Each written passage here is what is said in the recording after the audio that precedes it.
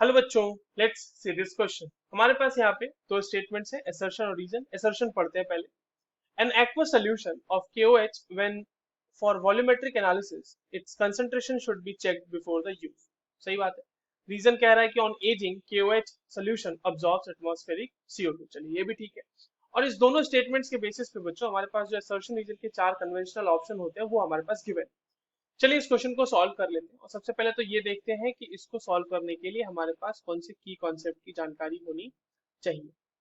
देखो, ये जो सवाल है हमसे बेसिकली पोटेशियम हाइड्रोक्साइड के बारे में पूछा गया है, यूज ऑफ पोटेशियम हाइड्रोक्साइड के बारे में या फिर प्रॉपर्टी ऑफ पोटेशियम हाइड्रोक्साइड के बारे में पूछा गया है।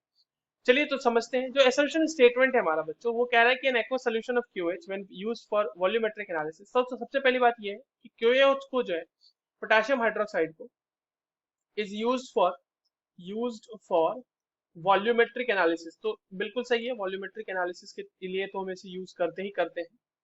ठीक है, वॉल्यूमेट्रिक एनालिसिस के लिए हमने इसको यूज कर लिया। नाउ अब ये कहा जा रहा है कि it's concentration should be checked before use. ऐसा क्यों हो रहा है? तो देखिए, KOH की एक प्रॉपर्टी होती है। KOH has a property of absorbing carbon dioxide, क्योंकि carbon dioxide is slightly acidic in nature and KOH is obviously basic in nature. तो ये दोनों आपस में रिएक्ट कर जाते हैं। बेसिकली KOH जो है वो ऑब्जॉर्ब कर लेता है CO2 को। और रिएक्शन कैसे होती है बच्चों? रिएक्शन होगी 2KOH aqueous plus CO2 gas giving K2CO3 potassium carbonate plus H2O liquid. ठीक है, ये इस तरह से हमारे पास जो है रिएक्शन होती है।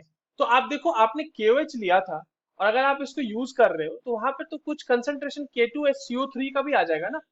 तो आपने जो आपकी वॉल्यूमेट्रिक एनालिसिस में जो KOH के बेसिस पे हम कैलकुलेशंस करेंगे वो हमारी सही नहीं आएगी, क्योंकि उसमें KOH में हमारे पास सम अमाउंट ऑफ K2CO3 भी इन्वॉल्व था।